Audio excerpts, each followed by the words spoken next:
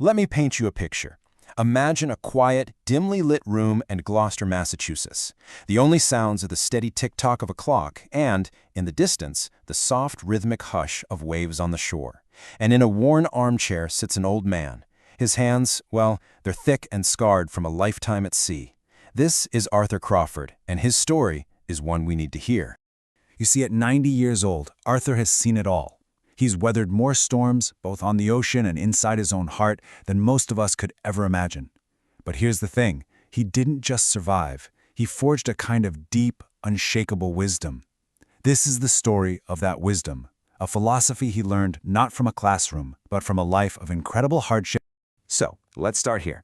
Just look at him, at 90. His skin is like old, weathered leather. His beard is as white as sea foam, and on his hand, there's this faded anchor tattoo, a little relic of a life spent on the water. Around his neck, on a simple chain, hangs a single silver wedding ring. Every single detail tells a piece of his long, long journey. Arthur's story begins in a world that was already tough. He was born in 1935, right in the middle of the Great Depression. His father was a lobsterman, the kind of man who always smelled of salt and tobacco. He was Arthur's first link to the sea. But when Arthur was just 12, a fierce November gale took his father's boat. He never came back. The sea had taken its first toll, but the loss didn't stop there. His mother, completely heartbroken, passed away not long after. As Arthur would say later in life, her heart just couldn't pump in a world without him in it. So at just 12 years old, the entire anchor of his world was just gone. By the time he was 16, Arthur was completely on his own.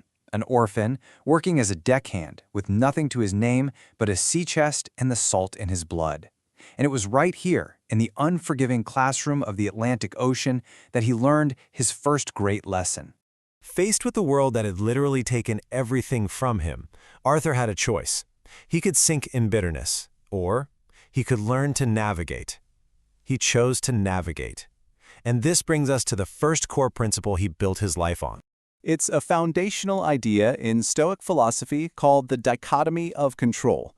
As Arthur learned firsthand, the sea doesn't care about your plans or your grief. You can't control the weather, you can't control the tides, and you certainly can't control the losses you suffer. Trying to fight these things is just a surefire way to make yourself miserable. Arthur puts this ancient idea into his own perfect words. You are the master of your own rudder. If you spend your life cursing the wind, you'll never find the time to set your sails.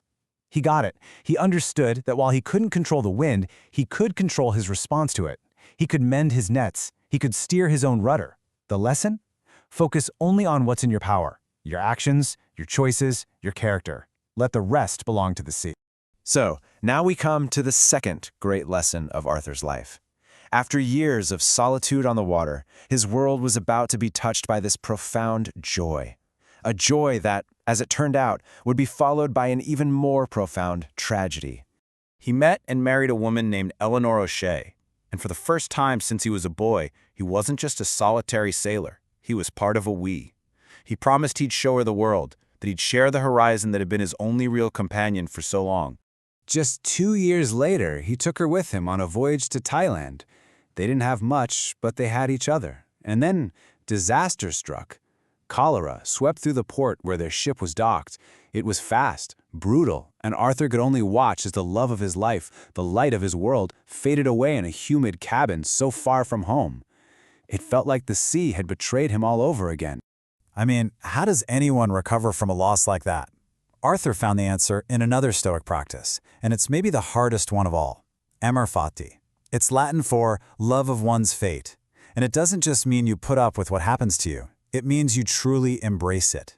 You accept that every joy and every sorrow, every single thing, is a necessary part of the beautiful, tragic tapestry of your life. This led Arthur to a really profound breakthrough. He put it this way: we don't own the people we love, we only get to borrow them for a little while. He realized Eleanor wasn't taken from him, she was just returned to the universe. Being angry wouldn't bring her back, it would only sink his own ship. So he chose to be grateful for the time they had, to love the beautiful memory, and to even love the storm that forged his strength to keep going. After Eleanor's death, Arthur committed himself completely to the sea. The next 40 years of his life were spent in hard work, solitude, and the quiet wisdom he found on those deep, dark nights on the open ocean. And it was during this long stretch that he learned his third great lesson. He sailed the world over, from the Americas to the coasts of Africa, from Japan to India. He rose through the ranks, not to become some officer in a clean uniform, but to become a boatswain, the foreman of the deck. He was the one who knew the ropes, the one who kept the ship together when the waves came crashing over the rails. During all those long voyages, he really only had two companions, the stars above him and a worn-out copy of Meditations by the Roman emperor and Stoic philosopher Marcus Aurelius. He watched the other men.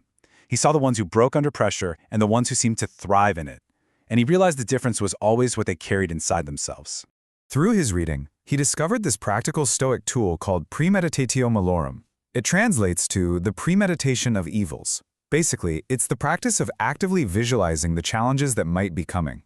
The point isn't to make yourself anxious. It's to make yourself prepared. You imagine the mast snapping. You imagine the engine failing. You imagine the worst part of the storm hitting. And by doing that, you're mentally rehearsing how you'll respond. As Arthur says, the sailor who expects a calm sea drowns. The one who visualizes the storm remains calm. See, by expecting the obstacle, it loses its power to shock you. It just becomes part of the journey. Arthur found a really deep sense of peace in this practice. By preparing his mind for the worst, he was never surprised by it, and he could face any reality with a calm, steady hand. And that brings us right back to today. Back to that quiet room in Gloucester, where Arthur, at 90 years old, is in his final harbor. His voyages are over, but his wisdom remains. And it all comes together in one last, powerful lesson for all of us. Just think about his life for a second. An orphan at 12, a widower in his 20s, a lifetime of hard labor and being alone. By all accounts, he has every right to be a bitter, angry man, but instead, he asks this simple, profound question. How can I be bitter when I have seen so much beauty? His perspective isn't one of loss, but of just immense gratitude. So how did he get to this place of peace? He says the ocean broke his heart, yes, but it also forged his soul. His answer is wrapped up in the final and maybe the most important lesson of the Stoic Mariner. The final lesson is summed up in two little Latin words, memento mori. Remember, you must die. Now, I know what you might be thinking. That sounds pretty dark, right? Depressing. But it's the exact opposite. It's an incredibly powerful tool for living. The quiet, constant awareness that our time isn't unlimited, well, that's the very thing that gives life its meaning. It's a reminder that pushes us to be better, to be kinder, to be braver with the time we have. And this is Arthur's final message to us, in his own words. Live as if you are dying today, for you are. Make sure your voyage was worth the trip. Don't be afraid of the end of your journey. Be afraid of never truly beginning it. The final shore is coming for all of us. Let that thought inspire you to live with purpose, with presence, and with courage. So I'll just leave you with his question. Are you making sure your voyage is worth the trip?